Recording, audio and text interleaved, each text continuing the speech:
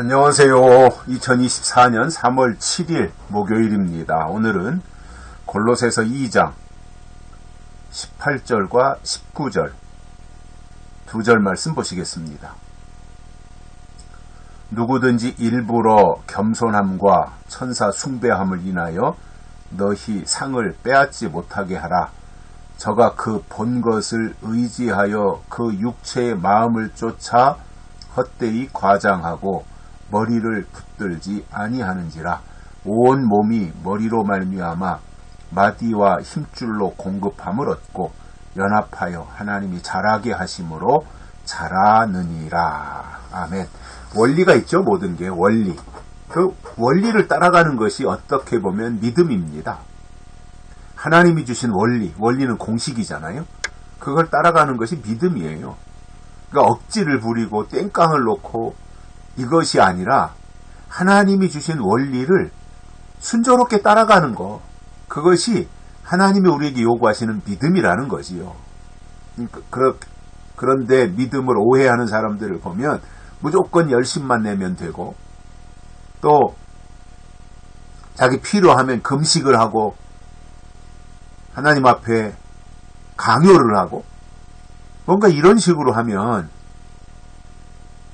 믿음이 아니냐 이렇게 생각하는 사람들도 있는데 그게 아니라는 거죠.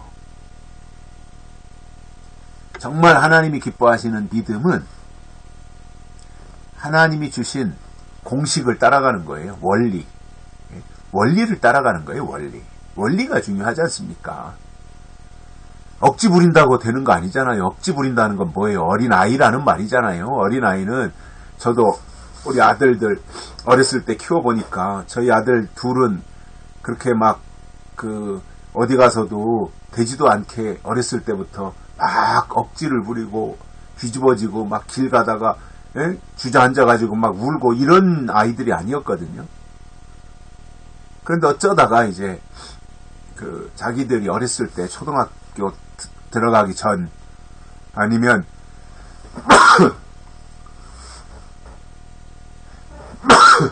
초등학교에 막 들어갔을 무렵에 무슨 문방구 앞에 가면 오락기가 있잖아요. 오락기.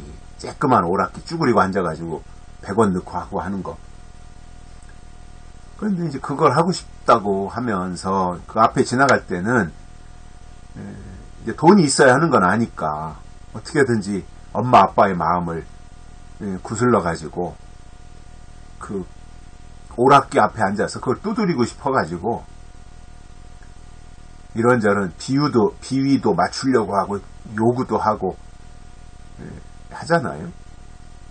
이 어린아이죠, 어린아이. 근데 똑같은 그 아들들이, 저희 아들 둘이 다 이제 30대 후반 40 이렇게 나이가 먹었는데 그 아들들이 지금도 뭐 아빠 엄마 앞에 와서 뭐 자기가 게임하고 싶으니까 뭐 100원 주세요 500원 주세요 이렇게 하나요? 안 하잖아요. 왜냐? 성장했기 때문에. 그렇죠.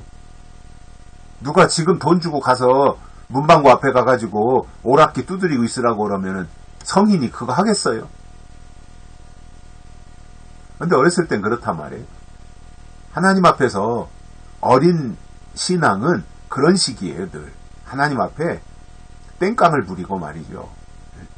사생결단을 낼 것처럼. 그게 목적이 뭐예요? 자기 자신이잖아요. 하나님의 뜻을 위해서 그런다면 이해가 되는데 자기의 목적을 관철시키려고 그러한 어거지를 부리고 때를 쓰는 그 모습을 믿음이라고 생각한다면 그는 신앙이 아직도 한 3살, 4살 이 정도밖에 안 되는 사람이에요. 언제 크겠습니까? 언제 자라서 역할을 하겠어요. 근데 바울 당시에 골로새 교회 안에 그런 사람들이 있었다는 거죠. 겸손함과 천사 숭배함을 보고 그것이 진짜 하나님의 일인 것처럼 그쪽으로 치우치는 사람들이 실질적으로 있었던 것이고요. 그렇기 때문에 바울이 지금 강조하는 것이 뭐예요? 그러한 일부러 겸손함과 천사 숭배하는 그들의 행동 때문에 너희 상을 빼앗기지 못하게 하라. 믿음을 잘 지키라 그 말이죠. 빼앗기지 못하게 하라. 빼앗아가지 못하게 하라.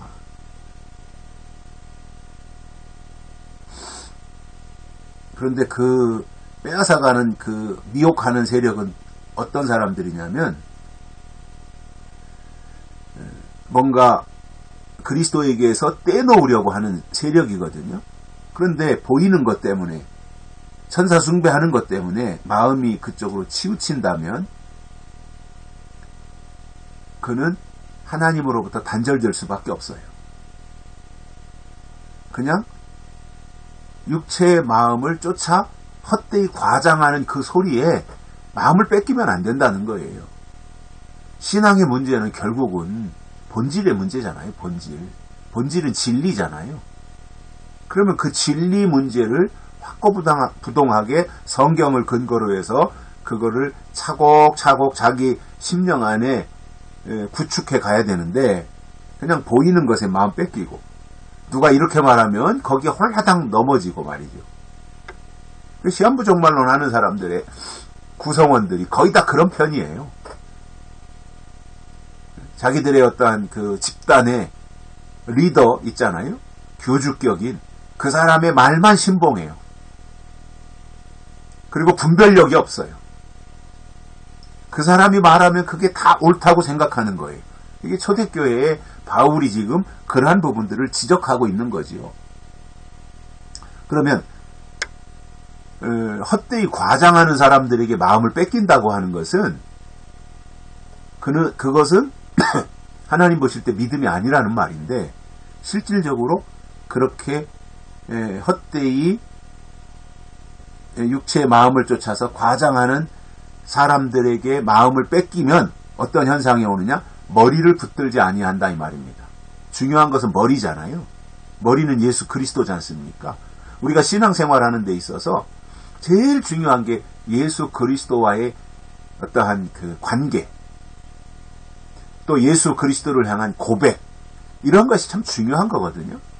그런데 머리를 붙들지 아니하니까, 그리고 눈에 보이는 어떤 현상만 따라가고 천사 숭배하는 것만 그것이 하나님의 일인 것처럼 생각하고 본 것만 의지하고 육체의 마음을 쫓아 헛되이 과장하면서 머리를 붙들지 아니하면 그것은 믿음이 아니라는 거지요. 망하는 거지요. 이 앞에서 18절에서 말씀한 이러한 겸손함, 천사 숭배, 그 본 것을 의지하는 것, 또 헛되이 과장하는 것, 이런 거는 없더라도 머리를 붙들고 있으면 되는 거예요. 예수 그리스도를 붙잡고 있으면 되는 거지 않습니까? 그리스도 안에 있으면 되는 거잖아요. 믿음의 핵심이니까, 그게 본질이니까.